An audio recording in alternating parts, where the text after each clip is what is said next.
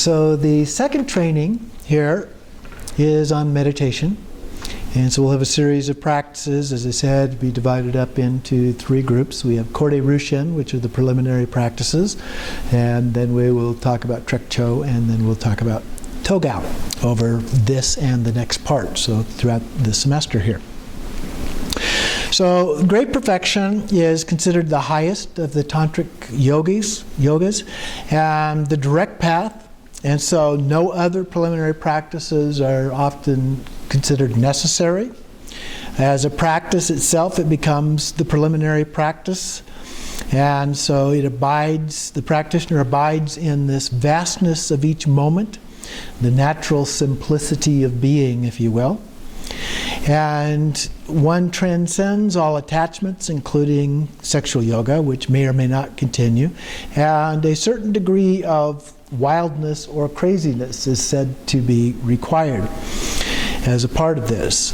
So the path of great perfection is most commonly found in the Nyingma tradition, but it's also practiced in some of the others as well, the other schools.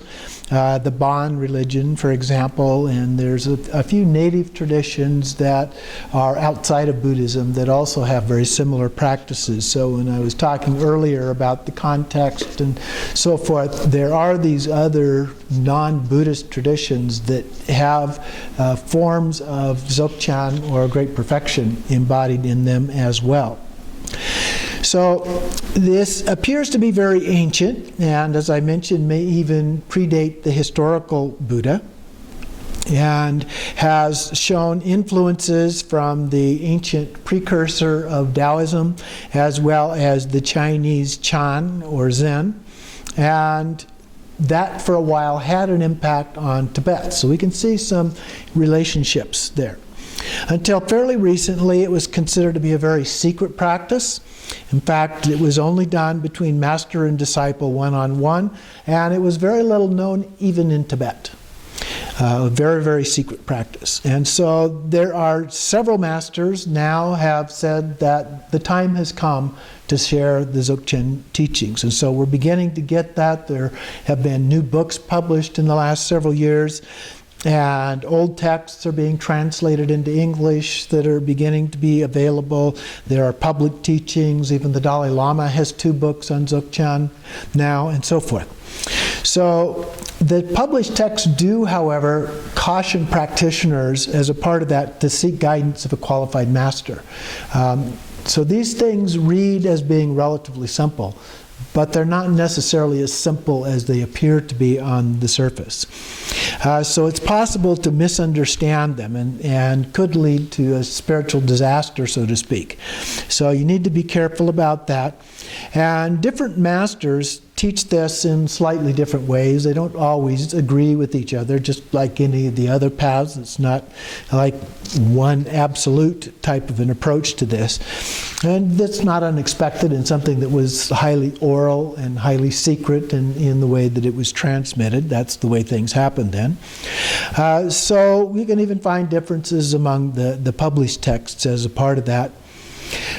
So that's the reason for having a master, somebody that can help you through those issues and gain understanding. So in addition to the word empowerment, when you talk about the 4 empowerments, you have the base empowerment, the secret empowerment, and the secret and the wisdom and word empowerments that we did on the path of Tantra. There's also an empowerment for Dzogchen, which are the pointing out instructions. And so normally we get the pointing out instructions from the Lama. They will explain the concept, and then they will engage something in terms of an action in order to try and convey the experiential sense of what that is actually about.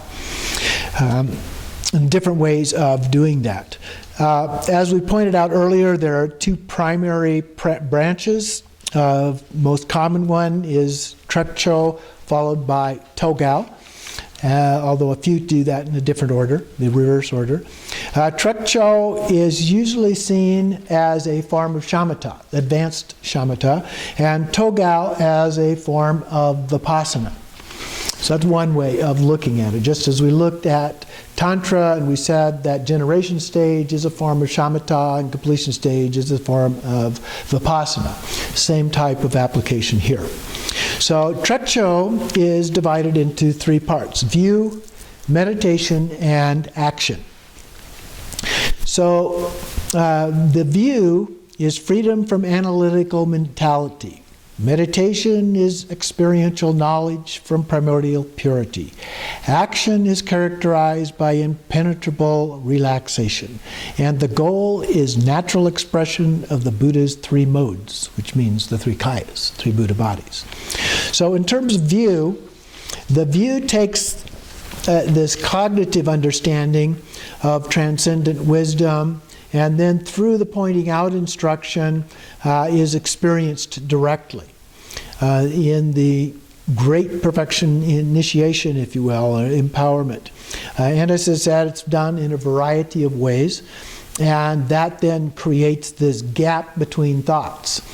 So, for example, in the experiential part of this, they might have you meditate for a little while, and in the middle of the meditation, I would say, to create that gap. And then we talk about that gap between the thought and response to that. And that thought, that gap where there's no thoughts, is an experience of that pure awareness, that state prior to mental thoughts. And that's what we try to connect with, and connect with that even though thoughts may be going on. We can actually do both at the same time. And so we use that to point out the true nature of mind. There's another approach that I like very much that Lama Surya Das uses or has used at times, which is simply to ring the bell, and you follow the sound of the bell into emptiness. And so as the bell goes with the ring, it goes softer and softer and softer and softer and softer. And you just stay in that emptiness. And it's almost a preferable way, the way I see it and experience it. It may not be the best for everybody, but it's softer. It's not that abrupt kind of thing, that the shouting pig, but it's softer and it seems to last longer. You just get into it, and it really takes a while then before a thought comes back and emerges. So it's a nice way, and you can easily do it yourself. If you have a bell, just ring the bell one time and just follow the sound of that bell into emptiness and just rest there in that state for a while. So that's another way of getting that direct experience, if you will. Another common description that is used is a mirror, looking in a mirror. So you can go home and you can look in a mirror and do this yourself. The mirror reflects images, but it doesn't actually contain any images. The image isn't always there. It changes depending on what it's reflecting. And so it doesn't actually contain any images. It's empty of reflections in that sense. Okay, so you can take the mirror, you can look at that, and look at it as a metaphor for the nature of mind. It's empty of reflections. Our mind is empty of concepts. And get that connection.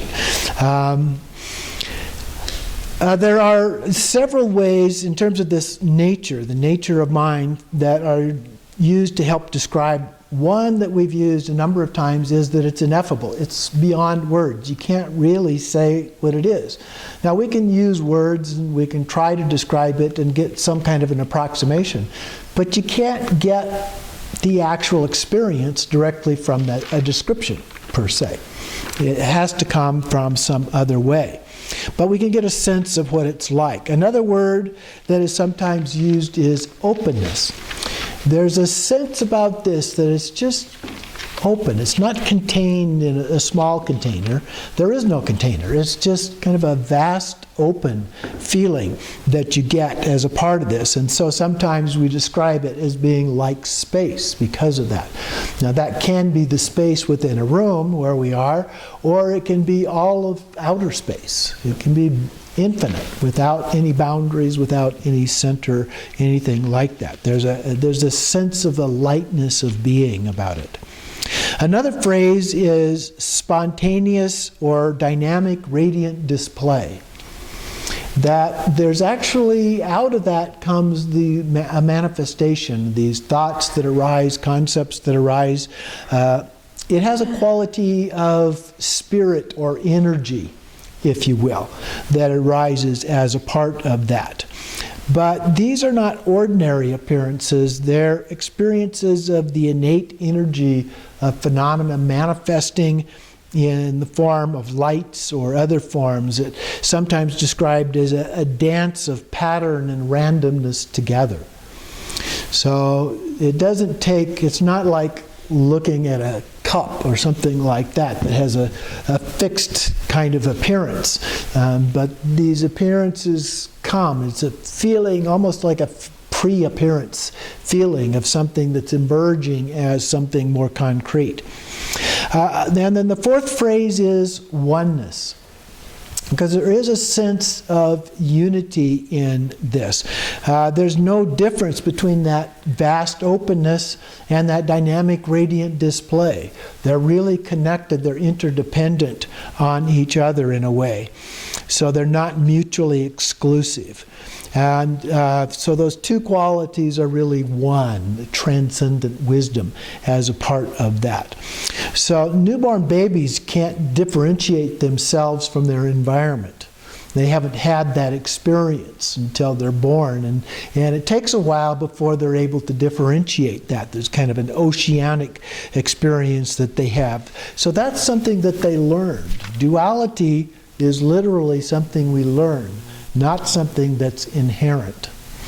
And so we then have to reconnect with that and this non-duality, but there are conceptual distinctions that we can still make.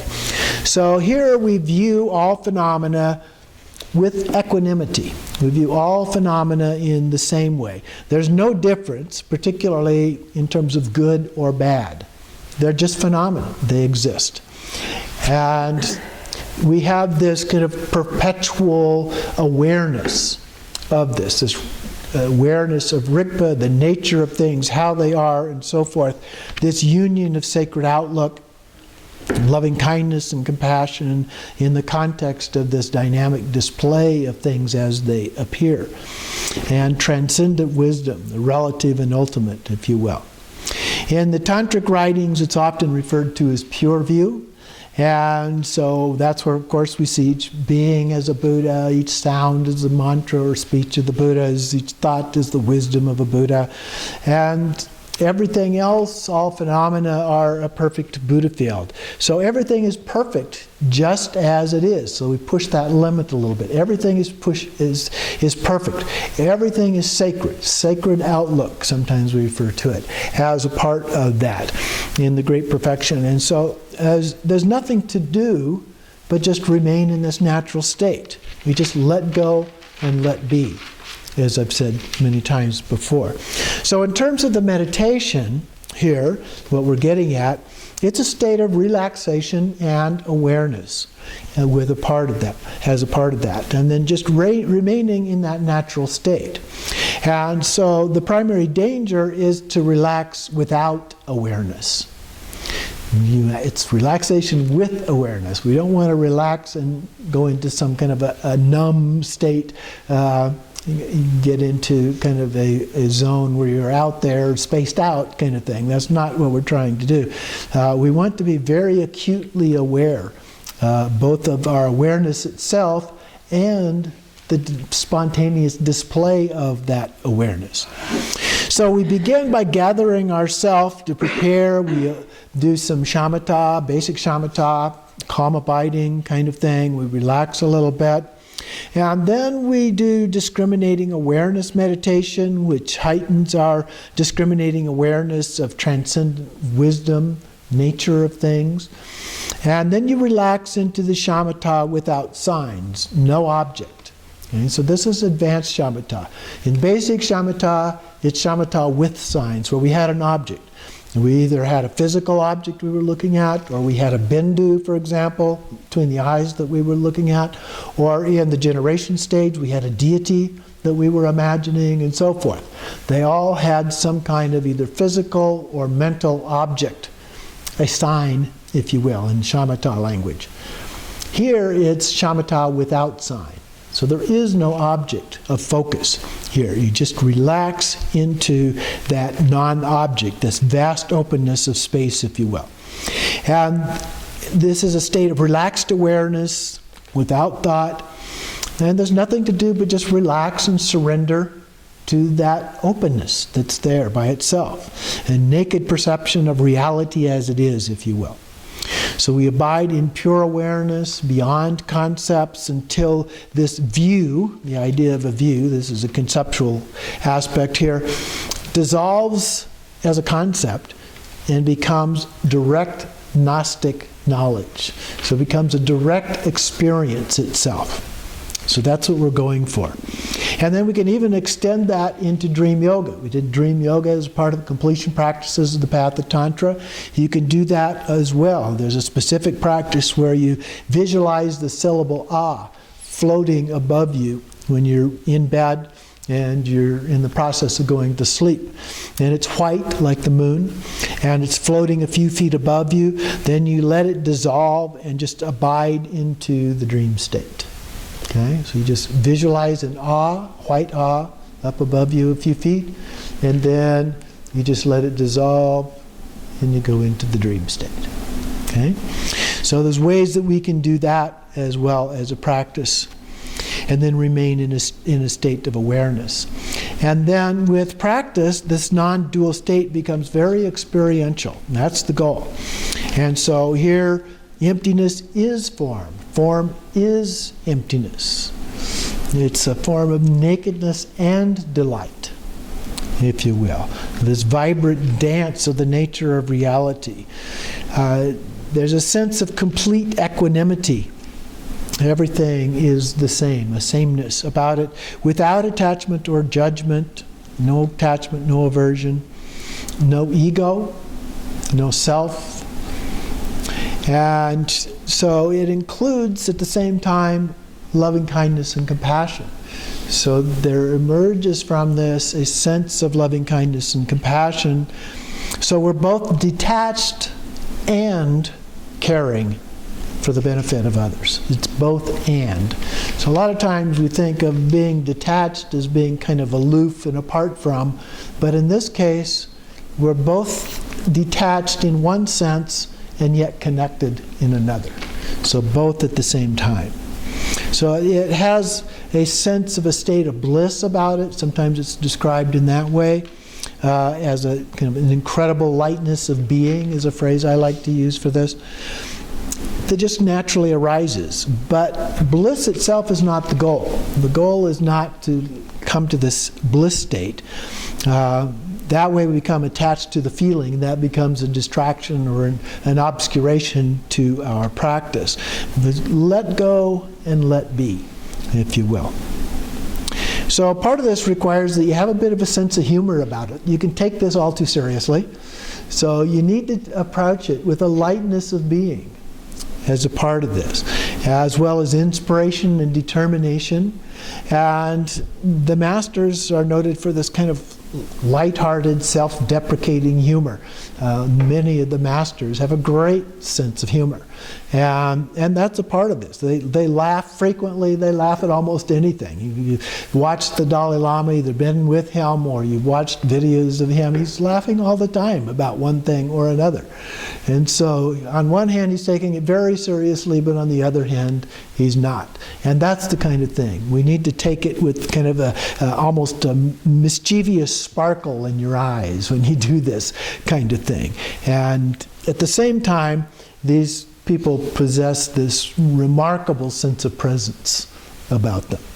So all of that is a part of the meditation. In terms of the action, as we do these practices, what we want to do is increase both frequency and the time, frequency being the most important. You know, we talk about the challenge that we face as lay practitioners of having the time to do these things. But it doesn't really take a lot of time to do these. You want good quality moments of time. And they can be fairly short. They don't even have to be a full 60 seconds. They can be even shorter than that. Because remember, we're training our mind. And training the mind, we're creating new neural pathways in our brain. And creating new neural pathways don't necessarily take a lot of time. They do take quality in order to get the right kind of experience. And we get that as soon as that starts to go away, you let go of it, and then you come back and you repeat. So let's say you have half an hour to practice. You can do this practice over and over and over. But as soon as it starts to go away, you stop for a moment, and then you come back and you do it again. You want to create a habit takes lots of time. So there was one research study, for example, that looked at all the other research studies. And one of the things that they found was the shortest number of repetitions that it took to create a habit was 18. The most was 256 of these studies. I believe that was the number, something like that. And the average was 66. There's a thing going around, a lot of people think it takes 21 times or 28 times to create a habit. But it varies, it depends on what it is. And it can take a lot of times, but it's frequency. For example, they did some research on people learning to play a violin.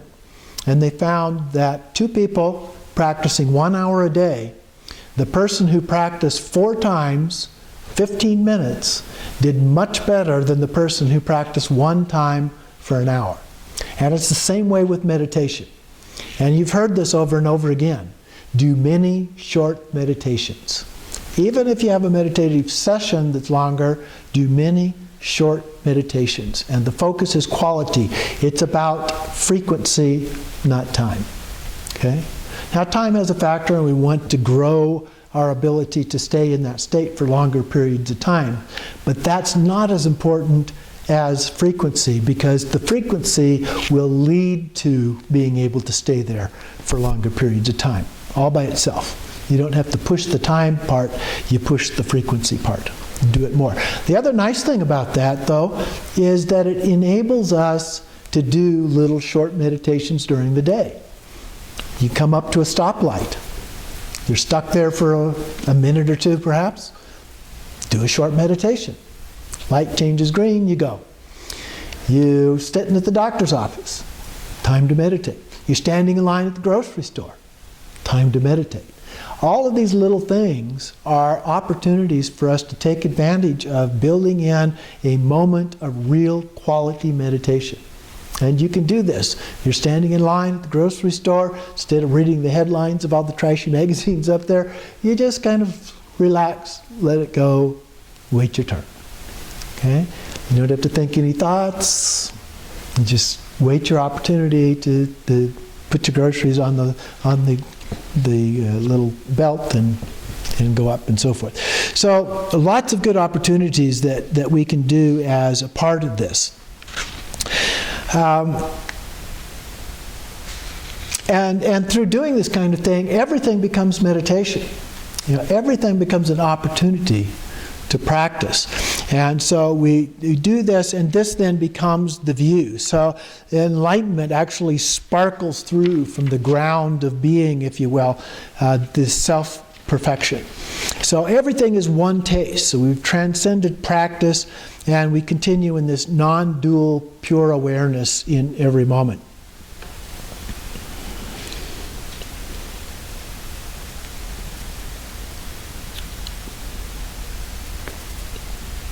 One source of evidence, sometimes we like to look for things that give us indicators of how well we're doing. One of those are called the 4 achievements. The first one is to be able to do the opposite of what you consider to be right. Then you're never deluded in the natural state. The second one, act with equanimity beyond the concepts of good and bad. The third one, do not be involved in actions or thoughts. Remain unattached, unaffected by them. It's almost like you're an actor in a movie or a play or something like that. You're reciting your lines, but there's a bit of an artificial feel to it. You're engaged in it, but it's not really real. And you get that sense about life itself. It's like Shakespeare said, all life is a stage, and we're merely the players. And so the same kind of a concept. You get a sense that you're just on the stage, and life is going on, and you're participating in it, but there's a sense of unattachment as a part of that as you go about doing it. And the last one, the fourth one, is remain undiluted, unaffected by what others think and say and do. So those are called the 4 achievements. And then, furthermore, you can abide in what are called the 3 capacities of understanding. 3 capacities of understanding. The first one, no one can dissuade you from your nature. Okay, so you're abiding in the true nature, and no matter what happens, what's going on around you, you're unaffected by that. The second one, no one can make you afraid. Similarly, you're not affected. The third one, you do not follow good or bad. They're just concepts. Okay? With the caveat that we talked about in terms of the slippery slope issues. And then finally, there's something called the decision without action. And there's 5 of these. The first one, activity cannot bring Buddhahood. Just decide. Decide, I am going to achieve Buddhahood. Okay? So it's not about a whole bunch of activity. You have to make the choice. Number 2, there are not obscurations or negativity in the natural state. Okay? No obscurations or negativity in the natural state. The third one, everything is a reflection of wisdom and is self-liberated. Everything is a reflection of wisdom and is self-liberated. Number 4, all existences are reflections of the natural state. All existences are reflections of the natural state. Sometimes we call them manifestations of the natural state. They come from that. They emerge from that. So from consciousness itself arise our various sense consciousnesses, eye consciousness, ear consciousness, nose consciousness, and so forth. And finally, number 5, the natural state is beyond whether you understand it or not. It's still there, whether you're aware of it, whether you understand it. It exists beyond whether you understand it or not. So as you go about your daily activities, there's this sense of just let go and let be. And that's a phrase that comes up a lot of the time in my actions throughout the day and night both. Just let go, let be. I don't always think about it. A lot of times I just do it, which is easier to do the more times you do it. Again, it's just like any other habit. You do it by repetition over and over and over again. So at a point you get to where there's no limits to your openness. That's the way you are. You're always open. You transcend the view as a concept and just live it experientially. Delighting in the dance of life, if you will, and laughing at, well, whatever happens. Your retreat is wherever you are. And you don't have to go on retreat, as we sometimes say. You're in retreat all the time. Just wherever you are. You sit anywhere. No distractions. Nothing is distracting. You are fully integrated in your practice into everyday life. So that's the goal. That's where we're going with this. Ultimate and relative bodhicitta are one. Our intention, our action, the ultimate level of things, nature of things, just one. Loving kindness, compassion, and joy just spontaneously manifest in your life, and this incredible lightness of being that I mentioned as a part of that, a sacred outlook for the benefit of others. So you realize that pure happiness of indestructible inner peace and joy, if you will, what I call innate happiness that abides within that nature, the true nature, our Buddha nature. So another one from Padmasambhava. This one is from a text called From the Depths of the Heart. by Padmasambhava. His advice to Yeshe Tsogyal, he gave a lot of advice, and she wrote a lot of this down, which is how it got passed down to us. And so this is slightly abbreviated, but basically the same. Because mind as such, the ultimate nature, is fully awake from the very beginning, it is neither associated nor disassociated from Buddhahood. Recognizing this without any conceptual elaboration is the view. Remaining in a natural state is the meditation. Whatever Dharma practices one performs in that state is the activity. Self-emergent, spontaneous, and unborn direct insight is the result. So it gives us the view, the meditation, the activity, and the result. Yeah, the view, the first part was the view, recognizing I'll read the whole thing again. Because mind as such is fully awake from the very beginning, it is neither associated nor dissociated from Buddhahood. Recognizing this without any conceptual elaboration is the view. So directly experiencing it is the view. Then remaining in that state is the meditation. And then whatever practices you perform is the activity. Any practice can be the activity. Self-emergent, spontaneous, and unborn insight is the result. So the insight from all of that is the result. So that gets us to Khorde Rushen, the preliminary practices per se. So Khorde Rushen, as I mentioned, refers to the separation of samsara or delusion from nirvana or non-delusion. And so the term Rushen refers to isolation. So some of these use that word isolation in the titles. They are a series of practices designed to give you a direct experience of the difference between samsara and nirvana. So Khorde Rushen is often referred to as the preliminary practices of the Great Perfection. And in some cases, as I mentioned, they're preliminary to Trekcho. In some cases, they're preliminary to Togal. In some cases, they're divided up as part of it being preliminary to one, part of it being preliminary to the other. So a variety of ways in which they are done. So we're going to use them as preliminary to both, but as one group. So we'll do them all together. So they meets the preliminary requirements for both Trekcho and Togal. Now, Khorde Rushen is divided into three sets of practices.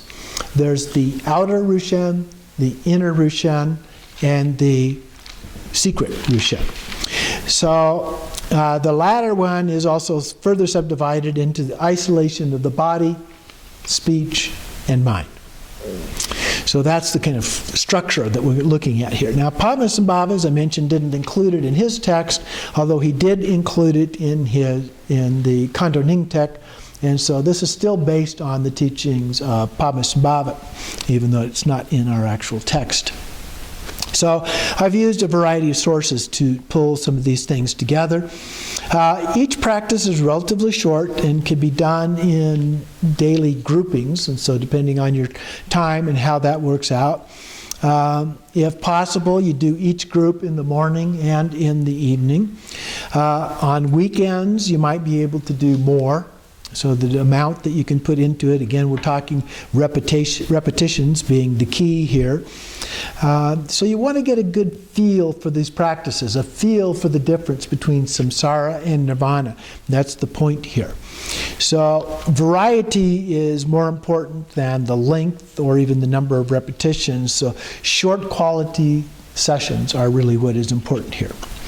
So we're going to do this time the outer Rushen. And then next week we'll do the inner, the week after that we'll do the secret.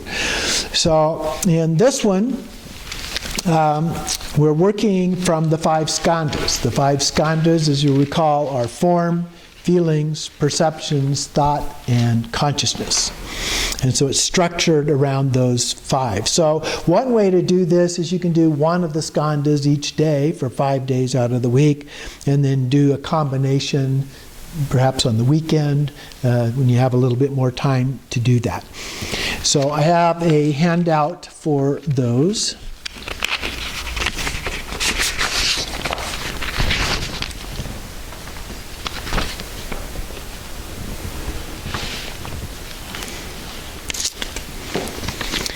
And as we've done with our previous practices, we first look at it in terms of our intention, and then we do a brief noon drill practice as we've been doing, and then purification. Repeat the purification, the breaths, the 9-round breathing, as we were doing before, as our preliminary practices to the preliminary practices, if you will. And we begin with form. And so we divide form here into the 5 elements. And so we settle with stillness of body, speech, and mind. So just a little short shamatha to kind of settle. And then using the 5 elements, we meditate on the object representing the element until you can separate the object from the experience of the object. So we begin with earth. And so traditionally what we do is look at a mountain. So a mountain is out there. It's a very solid kind of a form. If you're not near a mountain, you could either look at a picture of a mountain, or you could actually look at something else, but it should be something that's really large and solid kind of an object. And so then you just sit in stillness without thoughts until you experience a separation from the mountain, something outside, and the experience of the mountain in your mind. Okay? The experience of the mountain as something outside versus the experience of the mountain as something going on in your mind, which is what's actually happening. Now, the mountain may actually be out there, but the experience of that mountain is nothing but an experience going on in our mind. And so we want to make that really clear, the difference between those two. And then we use water. So you can listen to the sound of water, for example, and sit in this stillness without thoughts until you have that sense of separation between the sound of the water and a sense of that sound in your mind. And then with fire. Watch a fire. It could be a campfire or a fireplace or even a candle. And look at that. And then you sit and again listen in stillness without thoughts until you experience that separation of the fire as an image out here, or the sound of the fire. If you have a campfire, candles don't make much sound, but a campfire or a fireplace typically does, and you can hear that sound until you separate that sound from something as an external environment, the way we normally perceive things, and clearly experiencing it as something going on in your mind. Same thing then with air or wind. Meditate listening to the sound of the wind in the trees, or a feeling of the wind on your skin. And then just sit in that stillness until you experience that separation of that experience versus the experience of it in your mind. And then the same thing with space. Meditating, looking into space. No particular point of focus, just this general openness. And the separation of that as something outside versus the experience of that in your mind. So that's how we do each of these. And then in post-meditation for this, you completed the practice, just try to maintain that sense of separation from form versus the actual experience in your mind. The next one is feeling. So here in this one we use the 6 realms of cyclic existence. And in this one we act out each of these when you can, following each of the following until you can separate the feeling from the experience. The feeling in your mind. Again. So first we start with the hell realm. So we think of a time when you've been really angry. Now remember, these realms also are associated with specific afflictive emotions. And so the afflictive emotion associated with the hell realm is anger. So you reconnect with the time when you've been the most angry in your life. And if you've never ever been angry, imagine somebody being really, really angry. Somebody else that you've noticed being angry perhaps. But try to get a feel for what that is like. And then you shout, "Pay!" and feel that separation from the anger and the emptiness. So you develop this feeling of anger, shout, "Hey!" and the emptiness that follows. Okay? Then we do the same thing with the hungry ghost. Here the feeling is greed. So either feel about a time when you were greedy, or imagine what it would like to be really greedy, and then we do the same thing. Once we get that feeling, then we shout, "Peh!" and notice the feeling that follows that emptiness. And then in the animal realm, the experience of ignorance, where the sense of like eating, the sense of fear that one animal has when it's being attacked by another animal, for example, or the feeling of the ignorance in particular that the attacking animal has. And going after a lion attacking a gazelle, and no sense of the experience that they're creating for the gazelle. They're ignorant of that experience, of the pain and the death that the gazelle is experiencing. Okay? And so we connect with that experience, and then the same thing. We shout, "Peh!" and that experience of emptiness. In the human realm, think of a time when you've been most passionate in your life. And again, shout, "Peh!" and the difference between that previous experience and that which follows. The demigod or jealous god realm is associated with jealousy. So think of a time when you felt jealous.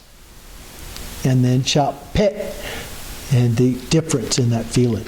And finally, the God realm, think of a time when you've been most proud or arrogant. Shout, "Peh!" and the sensation of the pride versus emptiness. And then we look for experiences that way in our daily life as a part of that. The next of the skandhas is perception, the five senses, how we perceive things. And so we start with seeing in this case. So look at an object out in front of you in stillness and without thoughts until you experience the separation of that object from the experience of that object in your mind. Now this is very similar. We're repeating in many ways, but this time the focus is slightly different. This is on the seeing of the object. Then we do it with the hearing of a sound. We did some with sound before, so it does involve some repetition, but we're repeating them in order to reinforce our learning. Reinforce our wisdom, if you will, that comes from that learning. And then with the smell of something, the difference between that initial smell of the something and the experience of that smell as being an experience in our mind. Then with taste, and then finally with touch. And then again, during the daytime, we go about trying to experience these as well. Then mental formations, the fourth one. Mental formations, or typically we think of it as thoughts. And here we just think about the thoughts themselves, just one thing to focus on. And the difference between the thought, whatever that is that comes up in our mind, and the absence of that thought, the emptiness in our mind. And so we repeat that as many times as we can. As another thought comes up, we look at that thought and compare that with the emptiness when there is no thought. So we get more and more and more through doing it over and over and over again to create that habit of recognizing the difference between the two. And then finally, consciousness. And here we be aware of some other things familiar to us. First, self.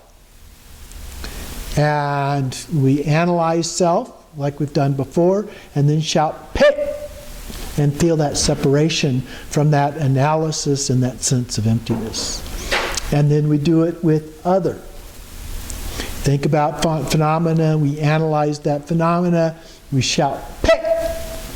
and then the difference between that and that direct experience. Then we do self and other. So you understand that, you shout, "Peh!" and then feel that separation between the concept of self and other and emptiness. And then finally, again, in post-meditation, we look for opportunities to experience that as much as we can. And at the end, we dedicate the merit, as we have been doing. So those are your practices. Like I said, you can do those, each of those. So one day, maybe Monday, you do form. On Tuesday, you do feeling, and so forth. Or if you have the time, you can do all 5 every day. And the more you can repeat this, the more real that difference becomes between the way we ordinarily experience these things and the true nature of those things. Questions?